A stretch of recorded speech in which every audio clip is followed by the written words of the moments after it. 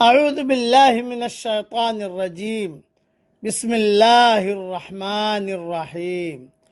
سورہ انعام کی ایک آیت پڑھ رہا ہوں، آیت نمبر 54۔ وَإِذَا جَاءَكَ الَّذِينَ يُؤْمِنُونَ بِآيَاتِنَا، اور جب آپ کے پاس وہ لوگ آئیں جو ہماری آیات پر ایمان لائے ہیں، فَقُلْ سَلَامٌ عَلَيْكُمْ، تو ان سے کہیے کہ تم پر سلامتی ہو۔ كَتَبَ رَبُّكُمْ عَلَى نَفْسِهِ الرَّحْمَةِ، تمہارے رب نے اپنے اوپر رحمت لکھ لی ہے۔ أَنَّهُ مَنْ عَمِلَ مِنْكُمْ سُوءًا بِجَهَالَةٍ، بے شک تم میں جو کوئی نادانی سے کوئی برائی کر بیٹھے، ثُمَّ تَابَ مِن بَعْدِهِ وَأَصْلَحَ، پھر اس کے بعد وہ توبہ کرے اور اصلاح کرے، فَأَنَّهُ غَفُورٌ رَحِيمٌ، تو بخشنے والا ہے، مہربان ہے۔ اس کی تشریح سنیے۔ اس میں خوشخبری ہے اللہ جل جلالہ عمن والہ کی طرف سے، اور احسان کے طور پر اللہ تعالیٰ نے اپنے شکر گزار بندوں پر اپنی رحمت کرنے کا فیصلہ کر رکھا ہے۔ جس طرح حدیث میں آتا ہے کہ جب اللہ تعالیٰ ساری مخلوق کو پیدا کر کے فارغ ہو گیا، آسمان پیدا کر دیا، زمینیں پیدا کر دی، سمندر پیدا کر دیے، پہاڑ پیدا کر دیے، ساتوں آسمانوں کے اوپر ایک بہت بہت بہت بہت بڑا سمندر ہے، وہ پیدا کر دیا سارے مخلوق کو۔ سب سے بڑا سمندر وہ ہے جو ساتوں آسمانوں پر ہے۔ دنیا کے سمندر تو ایسے ہیں کہ بھئی یہاں زمینیں بھی ہیں، باغات بھی ہیں، شہر بھی ہیں، گاؤں بھی ہے، جنگلات بھی ہیں، کھنڈرات بھی ہیں، اور بڑے بڑے جنگل ہیں، بڑے بڑی وادیاں ہیں، اور اس میں سمندر بھی ہیں۔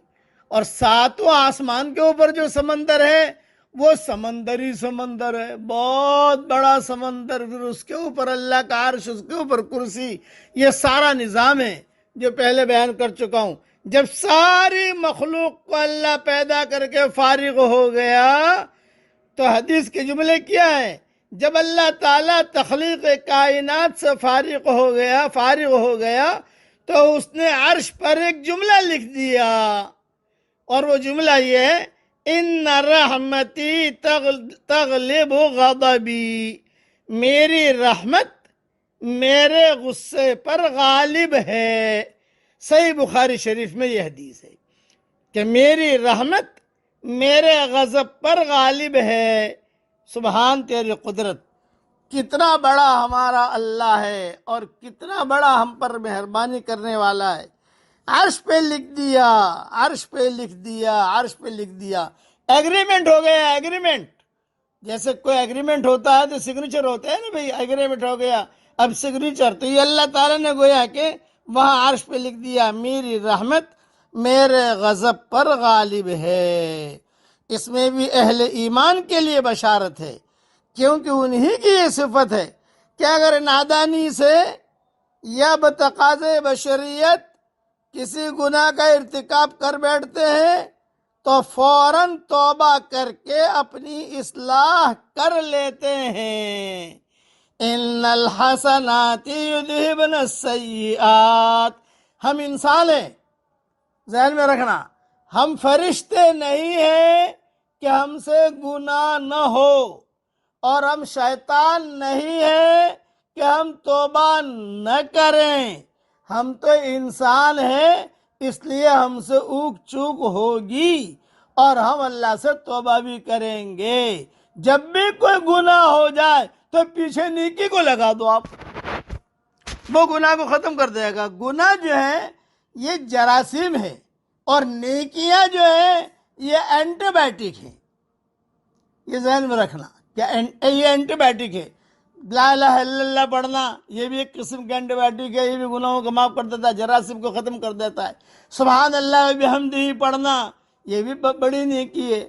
لا الہ الا انت سبحانک انی کنت من الظالمین پڑھنا، یہ بھی نیکی، نمازیں پڑھنا، حج کرنا، عمرہ کرنا، خیر خیرات کرنا، نیکیاں یہ جو ہے آپس میں بہنیں ہیں۔ الحسنات اخوات، حسنات اخوات، نیکیاں یہ آپس میں بہنیں ہیں، اور بہنیں آپس میں ملتی ہیں۔ جب بہنیں آپس میں ملتی ہیں تو ایک دوسرے کا خیال بھی کرتی ہیں، یہ ذہن میں رکھنا۔ اس لیے یہاں ایمان والوں کے لیے بشارت ہے کہ نادانی سے بتقاضۂ بشریت کسی گناہ کا ارتکاب کر بیٹھتے ہیں تو پھر فوراً توبہ کر کے اپنی اصلاح کر لیتے ہیں۔ گناہ پر اصرار اور دوام اور توبہ اور انابت سے اعراض نہیں کرتے، یعنی گناہ پر اصرار اور دوام نہیں کرتے، اور توبہ کرنے پر بھی جو ہے وہ فوراً جو ہے معافی مانگ لیتے ہیں اللہ تعالیٰ سے۔ اس آیت میں بہت ہی بشارت ہے اہل ایمان کے لیے۔ اب مختصر نصیحت سن لیجئے۔ خدا نشانیوں کی زبان میں بولتا ہے۔ نشانیاں اس شخص کے لیے کارآمد ہوتی ہیں جو ان کو پڑھنا چاہے۔ اسی طرح ہدایت اسی کو ملے گی جو اس کا طالب ہو۔ جو شخص ہدایت کی طلب نہ رکھتا ہو اس کے لیے خدا کی اس دنیا میں بھٹکنے کے سوا کوئی دوسرا انجام نہیں ہے۔ چلیے اب نیکی کر لیجئے میرے ساتھ، پڑھیے میرے ساتھ۔ استغفر اللہ الذی لا الہ الا هو الحی القیوم واتوب الیہ، اور اللہ کا شکر بھی ادا کیجئے۔ پڑھیے میرے ساتھ، الحمدللہ علی سابغ نعم اللہ، اللہ تعالی ہم سب کو شکر کرنے کی توفیق عطا فرمائے۔ آمین۔ وآخر دعوانا ان الحمدللہ رب العالمین۔